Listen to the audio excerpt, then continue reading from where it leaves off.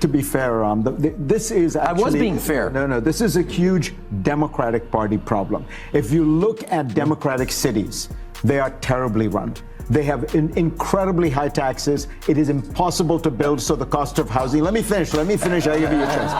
Cost of housing is crazy in places like New York and Chicago. If you look at Democratic states... Bill Maher pulled two hardcore leftists onto Real Time and didn't just let them talk. He backed them into a corner until they had no choice but to admit that their own side is tearing this country apart. We're talking a full-on concession on camera in front of everyone, and what makes this even wilder. There's a CNN host sitting right there at that table, looking into that camera and owning the fact that the left has absolutely no business running this country. Because Bill Maher wouldn't let him dodge it. He pressed and pressed and pressed until the truth had nowhere left to hide. Now we're jumping into the clip where Bill Maher keeps his streak alive. Because at this point, shutting down the woke crowd on live television isn't just something he does. It's basically his brand. This is Real Time, and Bill Maher is not playing games. Zakaria and the former mayor of Chicago and former ambassador to Japan, Rahm Emanuel, and chief of staff, weren't you? You don't think that's a more impressive credit than those other two? Chief of staff of the White House? I feel like that is the biggest job you can have in this country behind the president. Isn't that the gatekeeper of everything, the chief of staff? It is the gatekeeper, but the biggest job is mayor. Of Chicago. Yeah. And then chief of staff is the worst job until you get through it and then you look back fondly on it. But going through it is sheer, They don't last long. I mean, like, it's so intense, right, that you can only do 18, it for like... 18 to 19 months is the modern average. Right. Yeah, not that I figured that out, but I want you to know that. But with ambassador, you get called the honorable ambassador for the... Yeah, and so you probably get better restaurant reservations with that. So sensitive, don't you think? Yeah, you do. And it's Your Excellency from now on to you. I went through Senate confirmation. All right, this is from the people. What do you think about Trump's proposed $5 million gold card visa for wealthy foreigners? Is it smart economic move or a problematic policy? I guess. Did you guys catch that audience reaction? The second Donald Trump's name gets mentioned, the whole room just loses it, and not because they actually understand what's being discussed. They don't. They have absolutely no idea what's going on in that conversation. All they heard was Donald Trump, and their brains just shut off completely. Instant moaning, instant groaning like it's some kind of reflex. It's honestly mind-blowing how conditioned these people are. But here's the thing, it does prove a point. There are still very real pockets of people out there who are completely locked inside a left-wing echo chamber, and they are perfectly happy staying there. Now, I know some of you in the comments always bring up the whole applause light theory, like the crowd only reacts because a sign tells them to.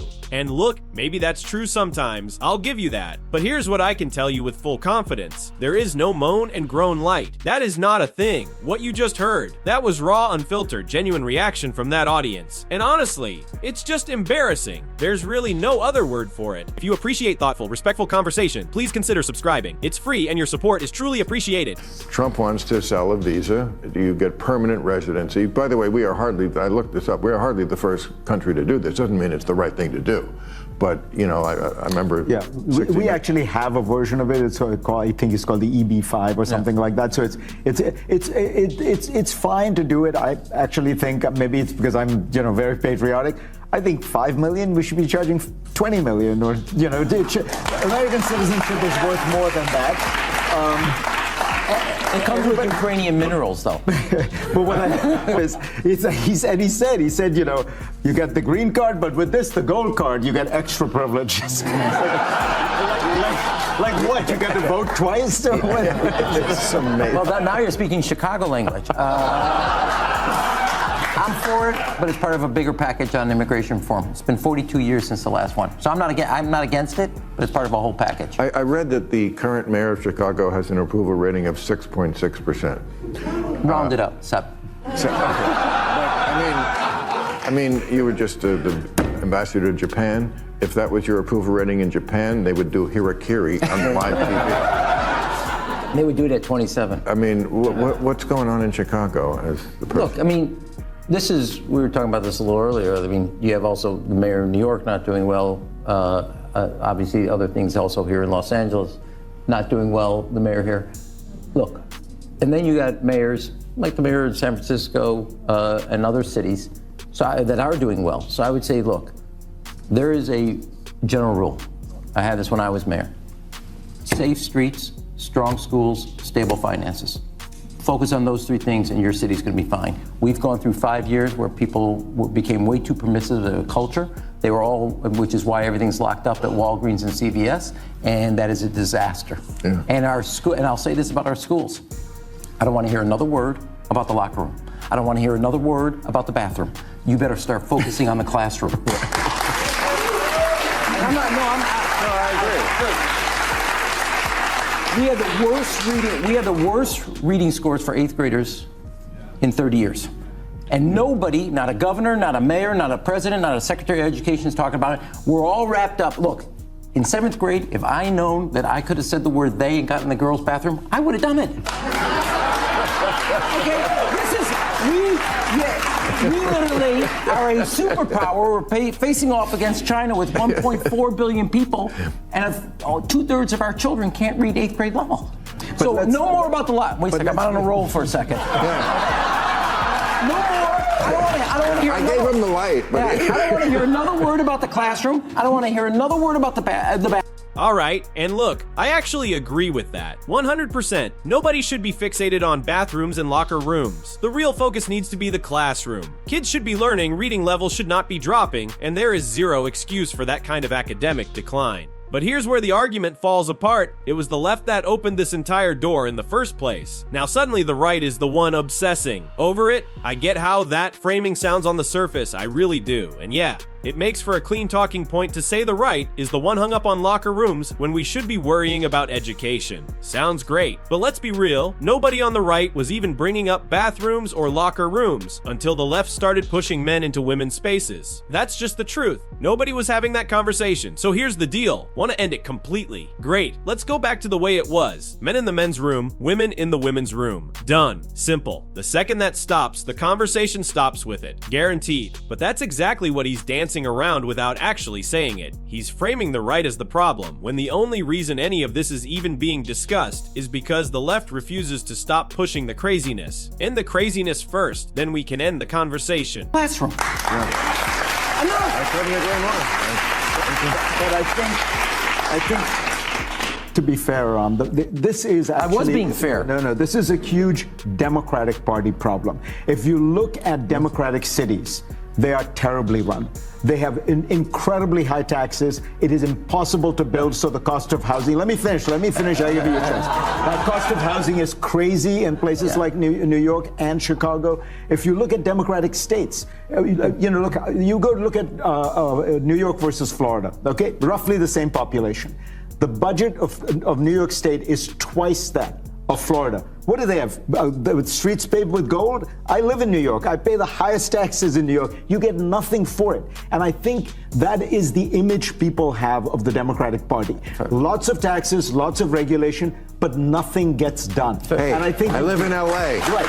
And I think, listen, the Democrats have to own this and realize the answer to everything is not more taxes, more regulation. People are fed up of that, and they feel that it isn't working. The Democrats, look, as somebody who produced the best graduation growth in the country, high school. You were a good mayor. I agree. No, that's not the point. The point was but I'll take that. The point isn't the rules. The point is the results. And the party has gotten way too focused on what the rules are. And I do agree with you on this. We have made it impossible to function as a city or as a state, and been take an example of this example. Here obviously in LA, it took a fire and a natural disaster to make you realize, you know what, that rule's not that important.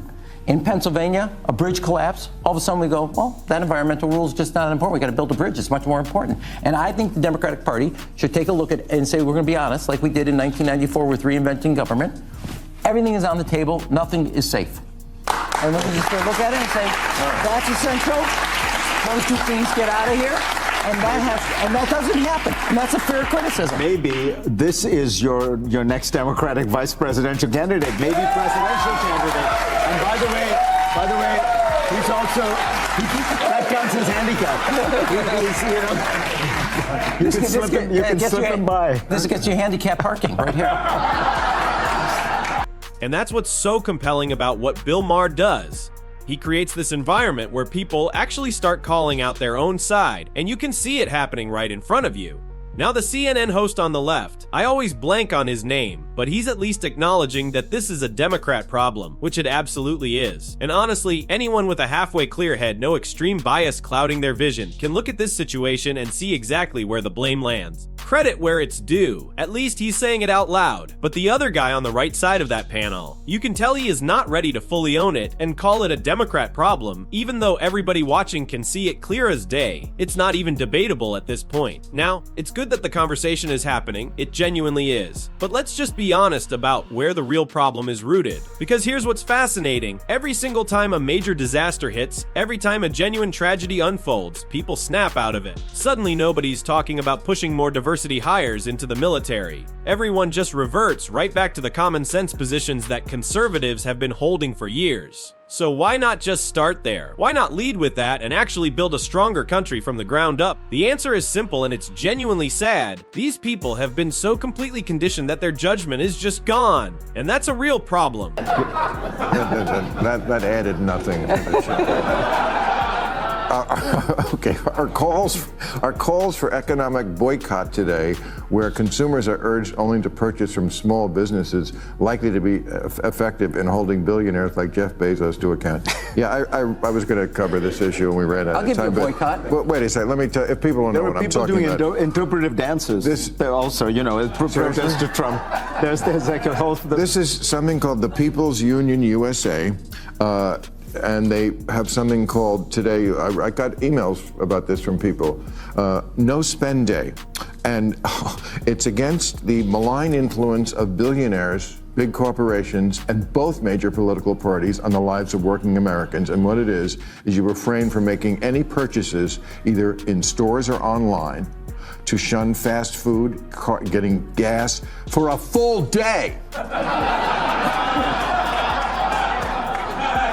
I know. That look on your face says it all. You're right. It's so fucking stupid. The idea, right. Look, in theory, a mass boycott for a single day would sting these corporations a little bit, sure, but let's be honest about two things. First, it's never actually going to happen, because half these people cannot go 24 hours without pulling through a drive-thru. That's just reality. And second, these companies already know the playbook. They know that even if people skip a day, they'll be right back in line the very next morning, like nothing happened. So yeah, one bad day on the books, but zoom out and look at the full year's revenue. The numbers are barely going to flinch. It just doesn't move the needle the way people think it does. Now look, I respect the effort, I genuinely do. But let's call this what it actually is. This is people with too much time on their hands who want to feel like they have some kind of power and control in their lives. That's the real motivation here. They feel powerless, so they latch onto a boycott to feel like they're making a difference. And I already know the comments are going to push back on that, but be real with yourself. Skipping a fast food run or a gas station for one day is not going to shake anyone's bottom line. Now drop your thoughts in the comments, because watching Bill Maher corner these two woke Democrats and practically force them to admit on camera that their own party is the root of the problem was something else. Even the CNN host couldn't dodge it. This real-time episode was something else entirely.